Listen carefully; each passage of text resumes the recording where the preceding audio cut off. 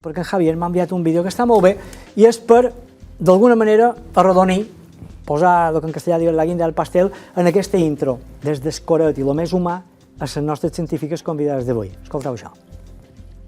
El Banc de Sang i Teixits es dedica també a la recerca i compta amb acords amb institucions com l'IDISBA per avançar en el desenvolupament de nous productes a l'abast de la necessitat dels pacients. El Banc de Teixits disposa de sales blanques de teràpies innovadores que permeten l'avanç en la prevenció i cura de malalties i lesions. Jo flipo el que feis i li dic a en Javier quan ve, és una feina imprescindible però és invisible. Per tant, anem a posar en valor tot això. I ara en Sebastià, a mesura que aneu parlant, posarà imatges que heu preparat, en Javier me diu, les he pedido que prepare material gràfic i tal. Per tant, Sebastià, quan puguis, posa doble pantalla i els vas canviant de plano elles, perquè nosaltres hem muntat tot, eren com a quadros molt guapos. Sabeu per què ho dic, no? Perquè llavors veureu, inclús hem empleat de textura aquell fons, i fan unes figures precioses, però aquí veiem un poc imatges que m'agradaria que qualcú me vagi comentant i si és el seu treball concret que m'ho expliqui. Hem començat amb la Marta, Maria del Mar, passam en aquest costat. Conta'm-nos un poc què veiem, sou vosaltres que vos prepareu cada dia, és un poc el dia a dia això, què és? Bueno, realment, la imatge anterior, no?, que sortia aquella persona... Pot mirar allà, tranquil·la. Ah, perdó. No, que va.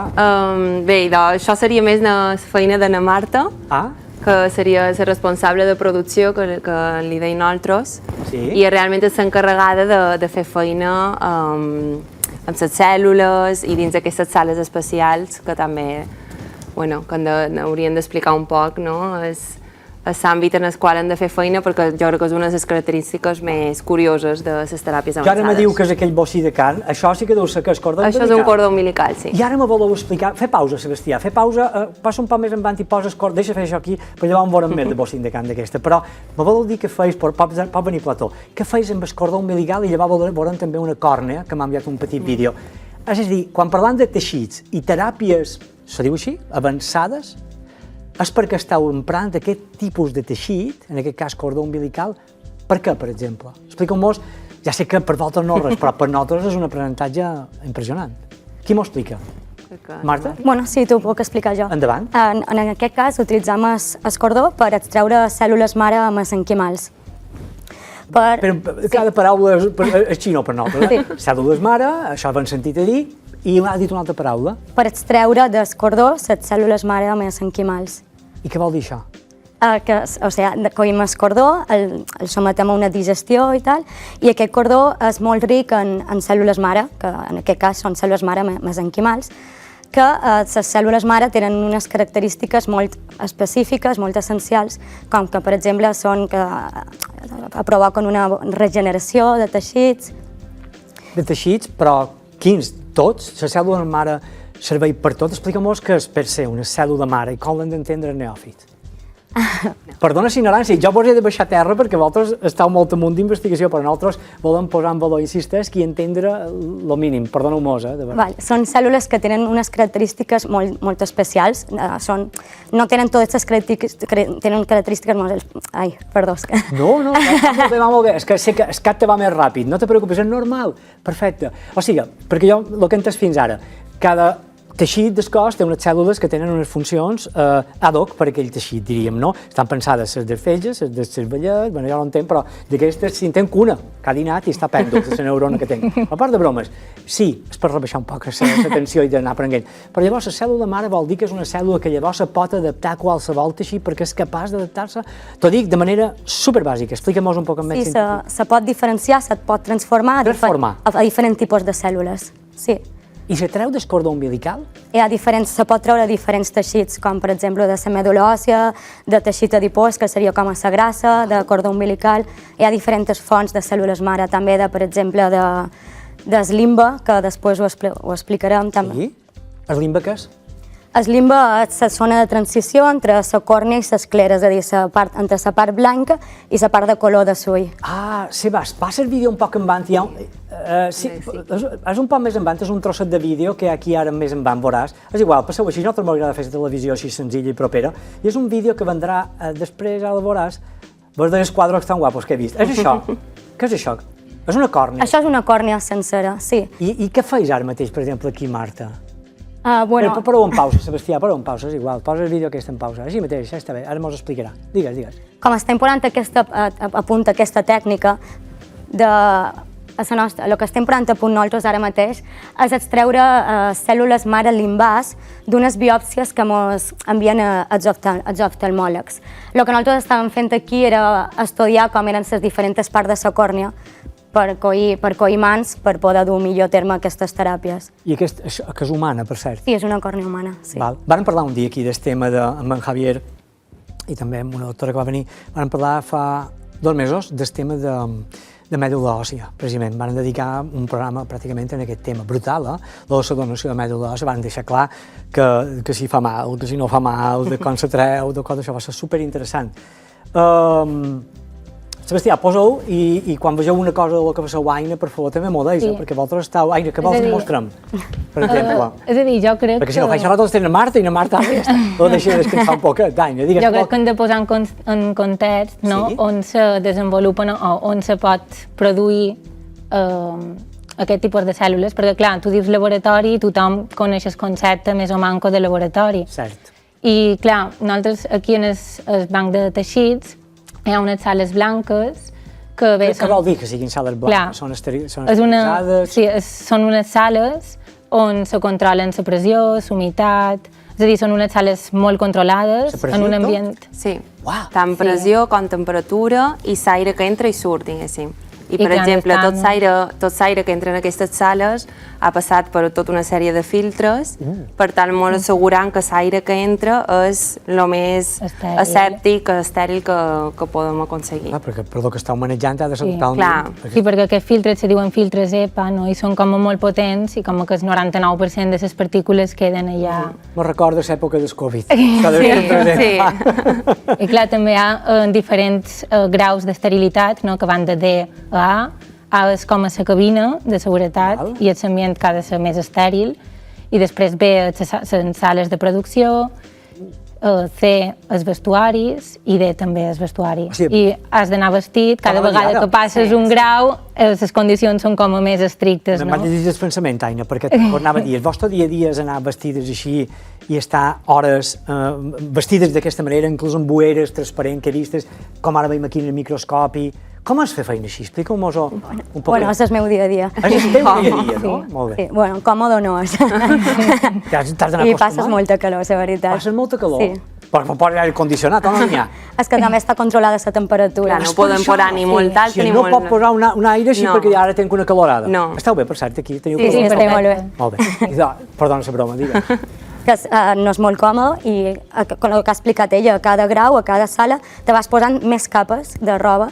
Tu entres, primer de tot, el que fas és rentar-te fora de totes aquestes sales les mans, has d'anar sense maquillatge, sense les ungles pintades, i després ja comences a entrar en la sala i a partir de cada grau te vas posant més roba damunt.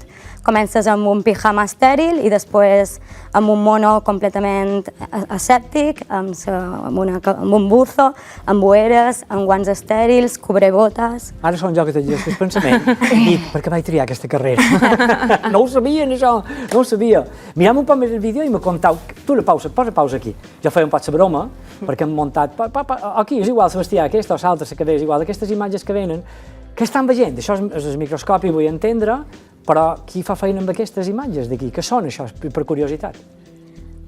Soc jo la que faig feina amb... Tot ho fas tu? No, perquè soc la responsable de producció. A mi m'arriba la matèria, o sigui, la matèria en la que farem feina, i la meva funció és fer tot el procés de producció fins que se pot implantar en el pacient. Això és espectacular, perquè parlàvem un dia amb en Javier i tal, i en Neva que està aquí, te'n recordes, que és de producció també, sí, és de producció. I Neva mos contava que tu arribes i dius, m'arriba un os. És així, dit d'una manera senzilla, no? Deixa això un segon, vine a plató, perquè anirem combinant Sebastià. En Sebastià era realitzador, però el programa el feien tot, Nalen, en Seba i això. Però veus, clar, vull entendre que t'arriba un os, però d'allà pot treure moltes coses. És correcte? Sí. Pot treure moltes coses, per exemple, t'arriba un os, però no t'arriba un os ara com qui dia així dins... Com funciona això, el dia a dia? Com t'arriba aquest material orgànic? Bueno, actualment ara estem posant a punt una teràpia avançada que està basada en cèl·lules mare limbars, que són les imatges que heu vist, que la seva funció és regenerar la superfície de la còrnia. Uau! Aquestes cèl·lules mare limbars, com he explicat, estan en el limbe i la seva funció és donar-li transparència a la còrnia. Els pacients que tenen el dèficit d'aquestes cèl·lules mare limbars, la còrnia ja no és transparent, se li es posa opaca. Vol que mostrem que teniu una foto? Sebas, ves al principi del vídeo. Hi ha una foto que teníeu en un estudi que m'has enviat. Mira, els següents, Sebastià. I en Sebas farà en el següent, mira baix, veus, lleva rètol, si és tan amable, Sebastià, i fer zoom en aquesta còrnia. És això, no? Sí, efectivament. I llavors en Sebas farà un zoom aquí, en aquesta imatge que hi ha baix de tot, llevarem el rètol, ho veurem de prop, llavors en Sebastià ho farà en un moment. Ho tens, tu m'avises, ja quan ho tinguis. Ara, tu costa-t'hi, tranquil, així, natural. Sí, efectivament. Això és el que mos estàs parlant ara. Mos hi poden costar, és igual, hi ha gent que dina, no passa res, a aquesta hora en directe. Sí, aquest pacient té un dèficit de cèl·lules mare limbars que fa que, a diferència de la còrnia sana, sigui opaca, no sigui transparent, i pot tenir dolor i pot inclús perdre la visió de l'ull. Això no són les típiques catarates? No. Això se sol fer sempre en cremades. Cremades? Sí. Quin tipus de cremades? Per qualque producte químic, per exemple. Fluoracions químiques, sí. I això són donants, evidentment, o persones que no, això seria el pacient que podria rebre aquesta teràpia. No, això són persones sanes, vives, que tenen això, i el que nosaltres se fa és que de l'ull sa, perquè això els oftalmòlegs ens envien una petita biòpsia d'aquest teixit limbar i el que fem en aquestes cel·les blanques, com ja han explicat, és aïllar i extreure aquestes cèl·lules mare limbars. Quan ja les tenim aïllades i cultivades, les posem damunt un suport, que és una espècie de lentilla, i les fem expandir. I un pic que s'han passat tots els controls de qualitat i de seguretat que ens exigeix l'agència, aquesta lentilla se posa damunt la còrnia afectada, aquesta còrnia opaca, i el nostre objectiu és que aquestes cèl·lules mare limbars colonitzin la zona afectada i produeixin que la regenerin, com he explicat, que aquestes cèl·lules mare tenen una gran capacitat de regeneració i tornin a tenir la transparència de la còrnia i una bona funcionalitat i que puguin tornar a veure aquest pacient. Brutal! És que fos com un cultiu, diríem, no? Sí, seria un cultiu cel·lular. Seria un cultiu cel·lular i llavors elles allà se troben allà i van regenerant això. Com? Pregunta d'ignorant, però això són jo. Com sap, pos cometes, una cèl·lula mare que ha de fer aquella feina concreta per lo que l'has cultivada, en aquest cas a la còrnia, i no a una altra part del cos? M'explica on vaig? Sí. Ja sé que és una pregunta un poc d'ignorant. Jo diria que en aquest cas és com és per l'ambient en el que es troba, és a dir, les cèl·lules se diferencien, no? O se transformen en aquest tipus de cèl·lula concret, depenent un poc de l'ambient en el qual se troben. A mi m'apareix fascinant, perdona, per vosaltres és dia a dia. Mireu així, però jo m'apareix màgic, m'apareix fascinant com lo meravellós del cos humà. Hi havia una sèrie quan jo era molt petit, se deia, que se deia, era ser una vez el hombre, no sé, va, ben jove, però no tan gran com jo, però hi havia una sèrie, no?, del cuerpo humano, no sé quantos, de dibuixos animats, ja no fan tele d'aquesta. Ara ja tots són els guerreros, no sé quantos, i el nin de 5 anys són com a locos. Llavors volem, quan en tenen 10, què volem? Per un dos, aquestes sèries de quan jo era petit, en Heidi també, però, i en Marcos també, però, ostres, feien coses que explicaven els glòbuls, el cuerpo humano, me diuen Sebastià, és més jove que jo, però no tan jove, però sí com sigui. Hi ha alguna cosa més en aquest vídeo que vos agradaria que comentem de lo que mos heu enviat? Perquè ho dic, perquè no vull que vos quedeu amb ganes. Ai, hi ha qualque cosa teva concreta? Digue-mos. Ara estem en procés com d'acreditació d'aquestes sales i clar, duim a terme com molta documentació, protocols i hem de com validar-la, hem d'agafar mostres també, perquè hem de com assegurar-nos que l'ambient sigui estèril i se pugui dur la producció. És a dir, hi ha unes sigles que és GMP, que en anglès és Good Manufacturing Practices, i vol dir bones pràctiques, bones normes de fabricació, i se basen en que s'ha de dur a terme un control de qualitat extrem per assegurar que el producte que se fa sigui segur pel pacient. Com feis feina en aquest dia a dia que parlava, a part de passar calor, com a equip? Parlau que sou unes persones dedicades a la producció, se té lenta en el que és la producció, però que mos has dit una miqueta per damunt, però com està conformat un equip, com vos coordinau? parleu com vulgueu i podeu... Sí, jo em pot seguint el que ha explicat Naina, realment nosaltres hem de seguir un regulatori, que seria aquestes bones pràctiques de fabricació, i dins d'aquest regulatori hi ha, per exemple, un organigrama molt ben definit, en el qual trobam aquest responsable de producció, que seria el que realment està dia a dia amb el producte terapèutic, el que fa les mans i està dins d'aquestes sales blanques, etc. I després vendria un poc la part de qualitat, que seria més Naina i jo. Qualitat? Sí. Qualitat realment és assegurar, un poc també el que ha explicat Naina, que seria assegurar que el producte que estem generant, aquest producte terapèutic, doncs és asèptic i és segur per després transplantar al nostre pacient. Per tant, s'han de realitzar tota una bateria de proves... Sí, que no estigui contaminat, diria. Exacte. S'ha de fer tota una bateria de proves, que seria un poc la feina de Naina, sobre aquest producte. Altíssima responsabilitat, brutal. Exacte, hem d'estar segurs que quan el nostre responsable tècnic, en aquest cas en Javier Calvo, i garantia de qualitat, que seria la meva responsabilitat, però hem d'estar segurs que durant el procés de producció s'han complit tots els procediments, que no hi ha hagut cap incidència en el procés, etc., per tal de poder firmar i poder enviar aquest producte al nostre pacient. Que això és una costa, m'imagino que és una roda ja aquesta gestió i vos entren peticions, Bueno, realment... Perdoneu l'ignorància. No, realment nosaltres estem encara... M'heu fascinat. Sí, però estem en fase de preclínica. Ara realment estem muntant la plataforma, la unitat, diguéssim. No era això ara mateix, encara no era. Realment aquí a Balears, a dia d'avui, no hi ha cap unitat de producció pròpia aquí a les Illes Balears. Uau! És a dir, ja sí que hi ha tota una estructura a nivell assistencial per tractar de pacients amb teràpies avançades, però no hi ha una producció pròpia aquí a les illes d'aquest tipus de teràpia. Parlàvem el dia que va venir en Javier de tota la xarxa, crec que global, del que, per exemple, el tema mèdula, que si hi ha una necessitat, que hi ha com un banc de dades, i que es pot ser demanat d'una banda o d'una altra, i s'ha de mirar la compatibilitat i moltes coses, no? Per tant, esteu controlant molt de paràmetres, vosaltres, en el dia a dia, no? I molts. Anem, digueu-nos un poc. Clar, després... Parleu quan vulgueu, no t'atallis, tu m'ho dius. Jo volia acabar un poc amb l'organigrama que he comentat, no? Ja tindrien la part més de producció, que seria la Marta, aquesta bateria de proves de control de qualitat, i després d'allà tot el tema de documentació o el que coneixem com a sistema de garantia de qualitat. És a dir, nosaltres ara estem organitzant un sistema de qualitat del qual ens permet el que hem comentat, assegurar aquesta seguretat, qualitat del producte, traçabilitat, que també és molt important. Què és la traçabilitat? La traçabilitat és saber exactament tot el que s'ha fet, diguéssim, durant el procés de producció, des del primer material que s'ha empleat, les condicions en les quals se trobava la sala, te'n riuràs, però la traçabilitat me'n record de la sobrassada mallorquina.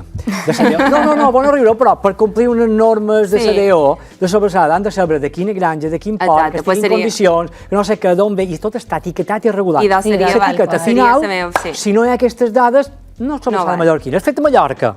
Però no és sobrassada mallorquina regulada. Part de la broma, perquè haver de baixar a terra i la gent, ara m'entén Montse, i d'això. La traçabilitat és de bon bé per entendre... Ho hem de tenir tot controlat, tot documentat, sobretot, i és un poc la meva feina de mantenir aquesta documentació correcta, actualitzada, verificar la feina de producció, verificar la feina de control de qualitat, per poder assegurar que el nostre producte és correcte i es pot aplicar en el pacient. I és que jo crec que no se pot improvisar perquè tot ha d'estar documentat, en registre. I de fet, la fase en la qual estem ara precisament és organitzar tot el nostre procés.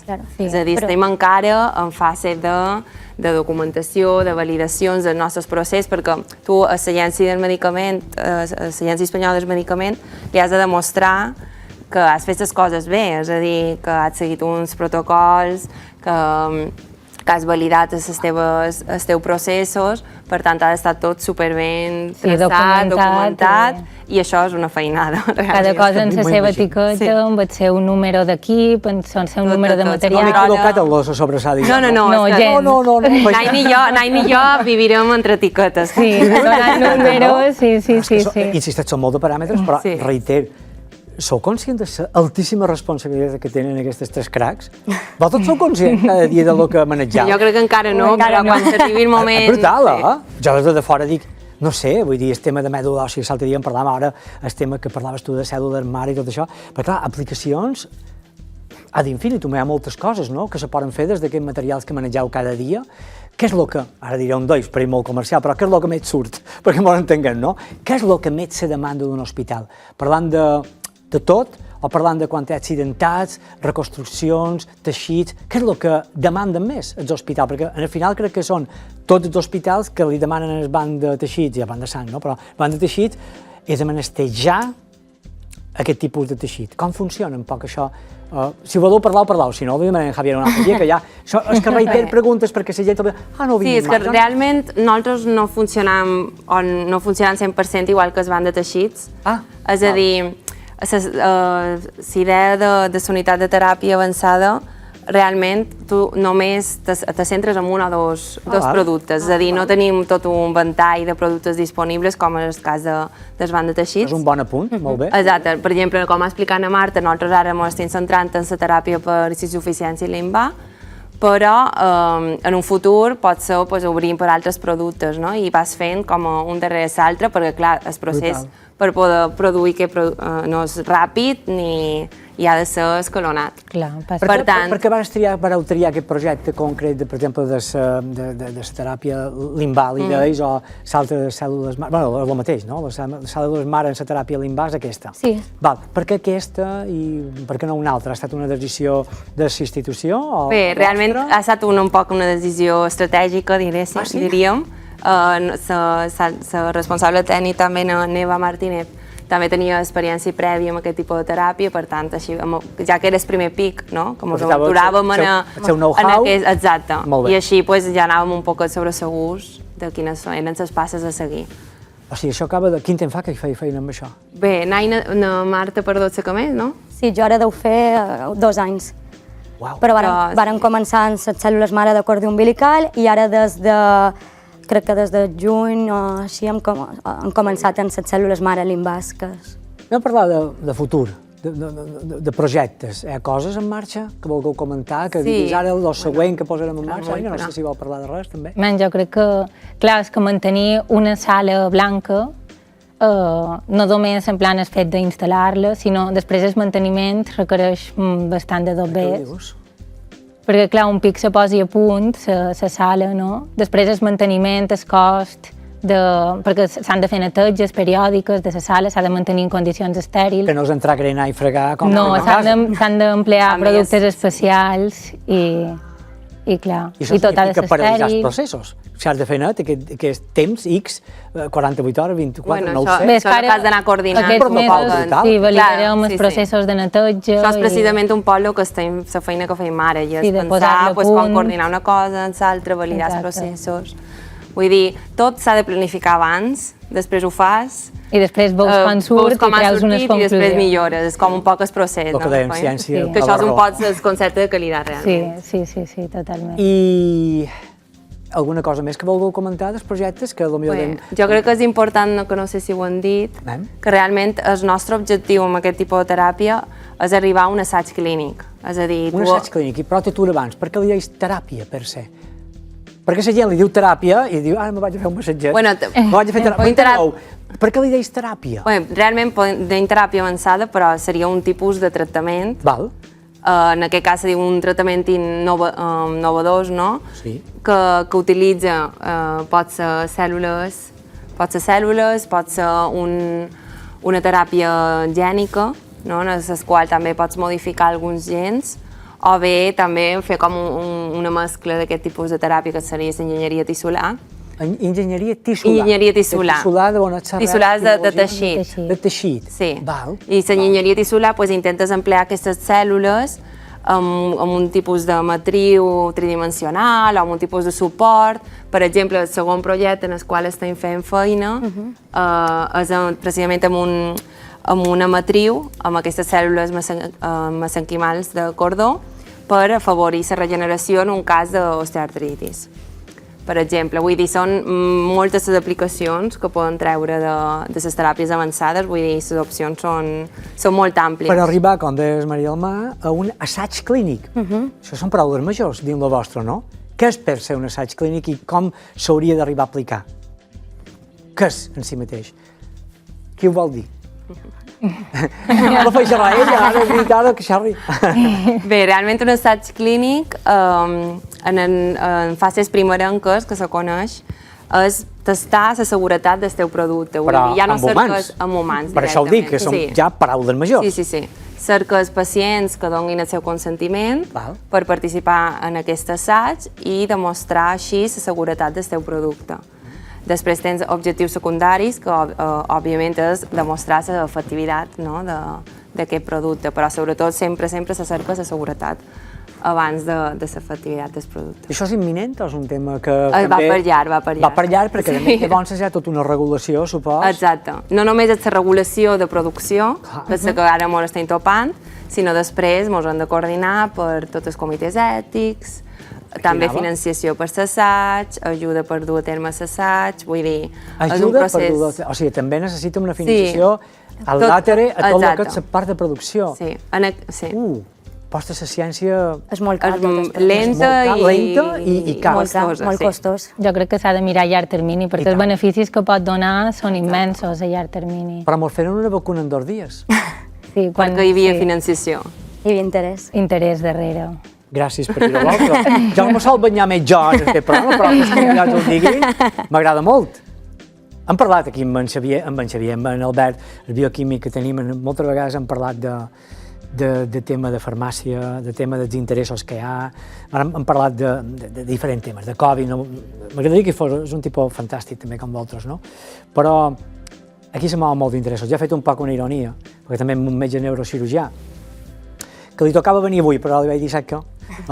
Però la veritat és que ell me parlava de les revistes científiques, de com funciona tot el que és la publicació científica.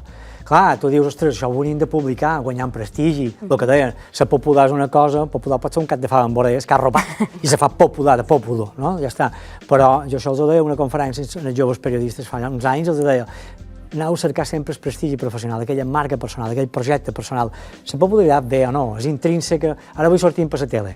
Hi ha molt de cap de fava amb orelles que dic jo, que perquè surten per la tele i són presentadores o presentadors ja van de bufes. No, sortir per la tele no és, ai, mira, jo mateix no hauria de sortir així com som, però bé, això és una altra cosa. Però a mi el que m'interessa sortir per la tele és que com som un tio bastant normal en tots els aspectes, tenir la fortuna de tenir 3 cracs com aquestes aquí. Des de la naturalitat, des de la senzillesa del 99% de la gent que no té ni punyetera idea del que estàu fent. Reiter, torno al principi, perquè ara qualcú que ha dinat diu, que fa Montse aquest, si no posaré que no amb aquestes hores baixes. No, Rosa Maria, no, ja no ho fa aquesta, amb Joaquim Prat. No, mireu, que xerren de toreros i aquests no vos arreglaran la vida. Però aquestes nines sí! Són nostres, volen estar en aquesta terra, si troben per llogar o comprar. Ja sabem com és això, que és un berenar fort. Però jo vos admiro profundament. Jo vos he dit de tot cor. Jo veig que jo m'implic de manera natural i tot això. Faig per relaxar-vos un poc ara, això. Jo m'enrotllo sempre, però bueno.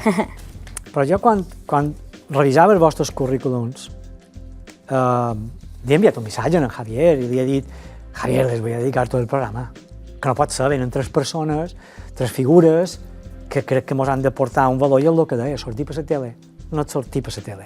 És quan a mi m'aturen en un restaurant, a mi que te diguin, te veig, jo també, ara, te veig.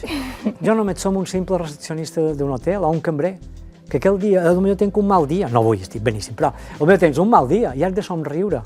Això és la meva feina, m'enteneu el que vull dir? No n'hi ha que van de beneis perquè surten per la tele. L'important no és el servidor, és el programa i les persones. Una bona entrevista, que jo no en faig, però bé, una bona entrevista, una conversa, la te regala una bona conversadora, un bon conversador. Que avui voleu que siguin a Maria del Mar. El que veig, ho fa molt bé, ho fa molt bé tot. Maria del Mar, però veig que ella és tan triada com no, ho digui ella.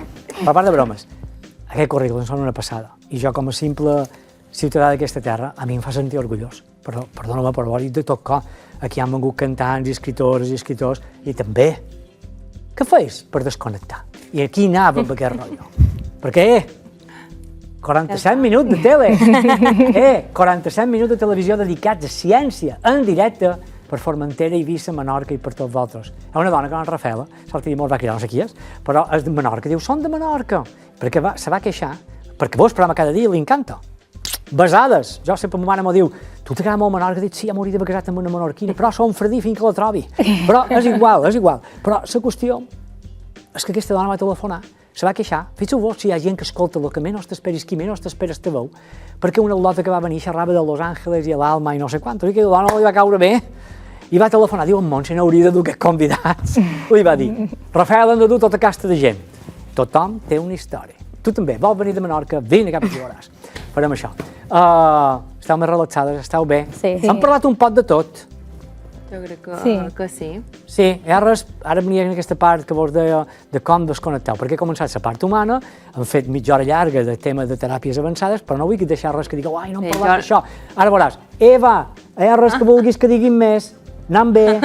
Si n'Eva ho digueu, ja anem bé, no? Però a part de bromes, hi ha qualque cosa que vulgueu comentar més? Que dieu, Montse, sí, volen comentar? Bé, jo només dic que espero poder tornar i hi ha notícies de que hem pogut avançar amb el projecte. Assaig clínic. Que tenim l'assaig en marxa i tenim moltes idees per futures, no? I realment és un projecte que és molt, molt guapo i que estem molt contentes i que jo crec que en un futur pot donar a la societat balear aquesta possibilitat d'accés a tractaments que no... Sí, és que realment és oferir un servei públic, un tractament que actualment a nivell públic no existia. És a dir, no existia i vosaltres estàu... I les teràpies avançades són el futur. És el futur, sí. Hi ha altres centres, suposo, a Espanya, que estan fent això. Teniu comunicació amb ells, vull dir, mireu que hi hagi coordinació, estudieu idees... Hi ha moltes redes. Hi ha una red, que és la Red Terap. Red Terap. I també hi ha el projecte d'Estertera, vull dir, hi ha molt de projectes i xarxes en marxa. Entre científiques i científics hi ha una coordinació o... Escolta, tu com fas això? No, hi fan cursos i congressos on ens poden conèixer tots. Són pocs, de moment són pocs, va creixent cada cop més, però de moment són pocs que realment se dediquen. És a dir, pocs, però no... És un tema que està creixent. I a nivell internacional, com està el tema? Supos que també hi ha... Sí, bé, de fet, jo he estat a Holanda 3 anys i mig. A part de molins i tulipans, és broma fàcil. Clar, he estat a biofarmacèutiques privades, no? I una d'elles, bueno, feia teràpies cel·lular, amb CAR-T, que és la més coneguda. Què és? És una teràpia cel·lular que, bé, modifica els limfòcits T, perquè li es posi que els limfòcits T, és a dir, unes cèl·lules del sistema immunitari, no?, de les nostres defenses, que diguem, perquè ataquin a les cèl·lules canceroses. I allà sí que produïen aquestes... Perquè ataquin a les cèl·lules canceroses, que són cèl·lules nostres que diuen ara no vull ser com tu, i muten. Sí, s'està fent... I van directament. Això és en Javier i tots els metges que venen aquí del banc, que m'ensenyen coses. S'està fent en càncer de sang i té un percentatge d'èxit molt elevat, del 50%. Sí.